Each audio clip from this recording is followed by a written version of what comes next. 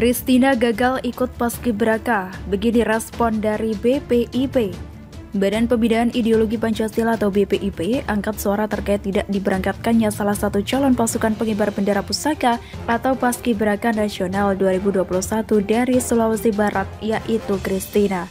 BPIP menyampaikan keprihatinan atas gagalnya calon Paskibraka asal Sulawesi Barat, Christina, untuk mengikuti diklat di Jakarta. Christina tidak jadi berangkat mewakili Provinsi Sulawesi Barat untuk mengikuti diklat Paskibraka tingkat nasional di Jakarta karena hasil tes PCR-nya positif, kata Deputi Pengendalian dan Evaluasi BPIP Rima Agristina dalam siaran pers pada Jumat 30 Juli 2021. Rima menjelaskan mulai tahun ini BPIP mendapat amanah berdasarkan Peraturan Presiden Nomor 13 Tahun 2021 tentang pembinaan ideologi Pancasila kepada generasi muda melalui program Paskibraka. Pembinaan ideologi Pancasila yang dilaksanakan oleh BPIP melalui program Paskibraka dilaksanakan bersama Kemenpora sejak tahapan perekrutan dan seleksi hingga tahapan pengukuhan Paskibraka. Selanjutnya, dengan terbitnya Perpres di atas, Paskibraka juga akan ditetapkan sebagai Duta Pancasila, kata dia. Mengenai kasus Christina, Rima menyadari sebagaimana anak bangsa lainnya di seluruh pelosok Indonesia sangat berharap untuk dapat mewakili provinsinya menjadi Paskibraka tingkat nasional, terlebih mendapat tugas di Istana Negara pada upacara peringatan Hari Kemerdekaan RI. Oleh karena itu, lanjut dia, BPIP mengharapkan semua pihak dapat tenang dalam menyelesaikan persoalan tersebut. Dia mendorong semua pihak lebih mengedepankan musyawarah dengan tetap berpegang teguh kepada hukum positif. BPIP meminta seluruh pihak agar mendukung masalah ini sesuai dengan bukti dan ketentuan yang ada, jelas dia.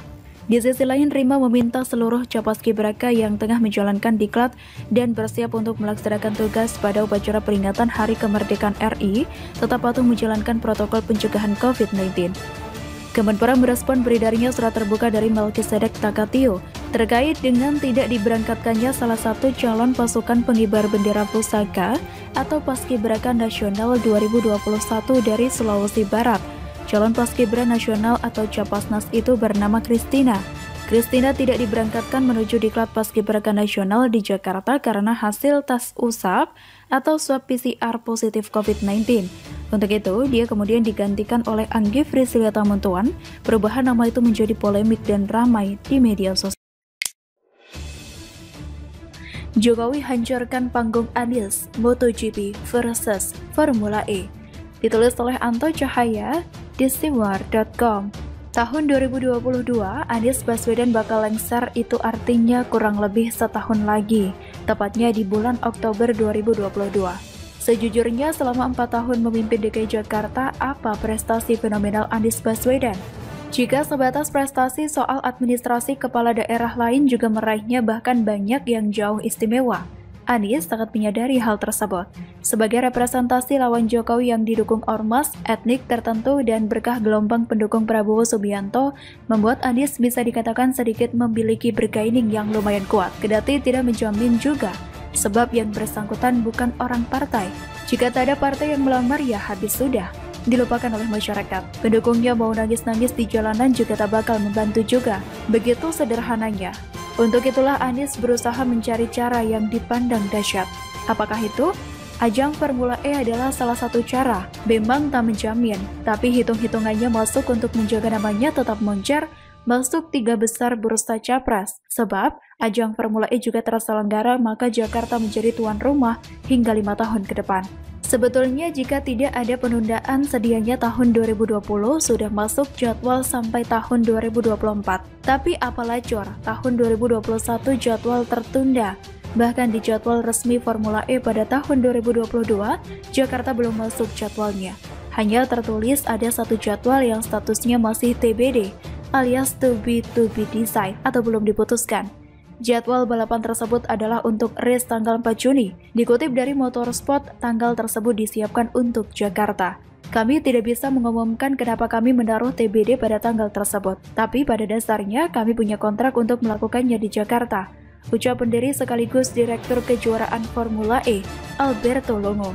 Jakarta seharusnya menjadi tuan rumah balapan Formula E untuk musim 2019-2020. Ketika itu Formula E Jakarta dijadwalkan dilangsungkan pada 6 Juni. Demikian rilis resmi pernyataan Direktur Formula E. Dan yang menarik, ajang Formula E yang sedianya di Jakarta ini kian pelik ketika interpelasi bergulir dari dua fraksi di DPRD DKI Jakarta. Ini jelas menimbulkan kemarahan pada pendukung Anies Baswedan dan menuduh dua fraksi yaitu PSI dan PDIP hanya cari gara-gara dan menghambat idola mereka mendapatkan panggung nasional, bahkan internasional sebagai gubernur yang dipandang istimewa. Tapi bukan Anies jika tak pandai memanfaatkan situasi yang ada. Melalui gerakan yang sangat mencolok mata, ia kemudian undang 7 fraksi yang merangkul 73 anggota dewan untuk diajak makan-makan. Ajang Formula E harus tetap terselenggara. Begitu mungkin kesepakatan di antara mereka bersama Anies. Anies ngotot sebab ajang Formula E dipandang akan mendatangkan laba, meski faktanya sebagai informasi, ajang balap Formula E masih merugi sejak pertama kali diadakan pada 2014. Kerugiannya pernah membengkak hingga 67,7 juta US dollar pada 2015. Studi kelayakan Formula E. Dalam studi kelayakan sebelumnya, total keuntungan penyelenggaraan Formula E di ibu kota. Total keuntungan penyelenggara Formula E di ibu kota selama 2020 sampai 2024 sebesar 3,12 triliun rupiah. Jumlah ini terdiri dari pendapatan finansial Jakpro 544 miliar rupiah dan dampak ekonomi sebesar 2,58 triliun rupiah. Namun Badan Pemeriksa Keuangan atau BPK meminta Pemprov DKI Jakarta untuk melakukan studi kelayakan ulang. Pasalnya dalam studi awal tidak ada komponen komitmen yang wajib dibayarkan oleh Dinas Pemuda dan Olahraga atau Dispora DKI Jakarta setiap tahunnya. Total biaya komitmen yang harus dibayar Dispora mencapai 2,35 triliun rupiah. Belum lagi biaya penyertaan modal PT Jakpro untuk membayar garansi yang nilainya naik 10% setiap tahun. Biaya itu berkisar 890 miliar rupiah selama 5 tahun. Dengan demikian, total biaya penyelenggaraan yang tidak tercatat pada studi kelayakan sebelumnya mencapai 3,25 triliun rupiah. Angka tersebut membuat Pemprov DKI Jakarta harus mengeluarkan biaya 4,48 triliun rupiah. Penyelenggaraan Formula E pun berpotensi menyebabkan kerugian 1,36 triliun rupiah. Karena pemasukannya hanya 3,12 triliun rupiah. Tapi pertanyaan banyak masyarakat jika berpotensi rugi, mengapa Anies ngotot dan juga 7 fraksi di DPRD DKI Jakarta seperti manut, macam kerbau dicocok hidungnya, kiranya dapat dipersepsikan macam-macam. Indonesia sambut ajang MotoGP di Mandalika 2022.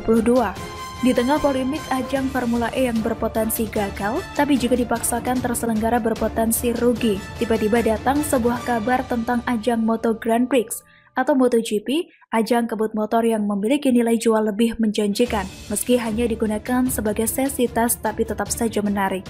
Sirkuit Mandalika sudah dipastikan akan menggelar tes pramusim MotoGP tahun depan.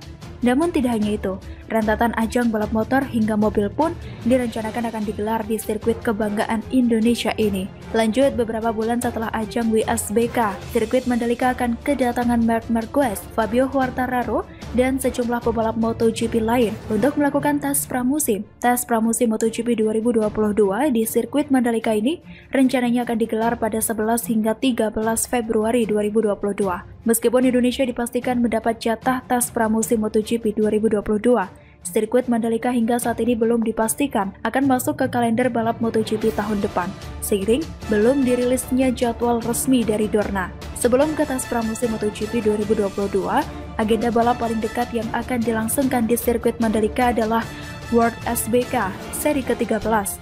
Indonesia masih tercatat di kalender World SBK dan menjadi seri pamungkas. Ajang balap motor kelas dunia ini akan diselenggarakan pada 12 hingga 14 November 2021 dengan tajuk Pirelli Indonesian Round. Sirkuit Mandalika rencananya tidak hanya menggelar MotoGP, Moto2, dan Moto3, namun juga tertarik untuk membawa balap kelas motor listriknya yaitu Moto-E. Jika pihak Mandalika Grand Prix Association pada akhirnya berhasil membawa kelas Moto-E ke sirkuit Mandalika, maka dipastikan Indonesia akan menjadi negara pertama di Asia Tenggara dan Asia yang menggelar Moto-E.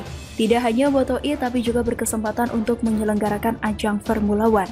Perlu diketahui, sirkuit Mandalika itu dirancang dengan standar Grade A FIM untuk menggelar MotoGP. Tidak cuma itu, sirkuit Mandalika juga bisa memenuhi standar Grade 1 FIA sebagai syarat menyelenggarakan Formula One. Maka dari itu, pecinta balap mobil tidak perlu merasa iri. Sirkuit Mandalika ini siap dan dikabarkan sudah berdiskusi untuk menggelar Formula One di Indonesia.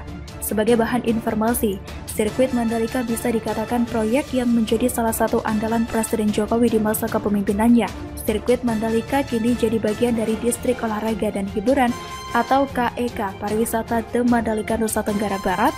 Lintasan sepanjang 4,32 km ini mengelilingi distrik. KEK Mandalika ditetapkan berdasarkan Peraturan Pemerintah Nomor 52 Tahun 2014 diteken di era Presiden Susilo Bambang Yudhoyono. Proyek ini dilanjutkan Presiden Joko Widodo. Jokowi jugalah yang meresmikan KEK Mandalika pada Oktober 2017. Dengan terselenggaranya GP tahun 2022 di sirkuit Mandalika, tentu membuat Anies Baswedan yang tujuan Formula E sebagai panggung seperti tak berarti saja.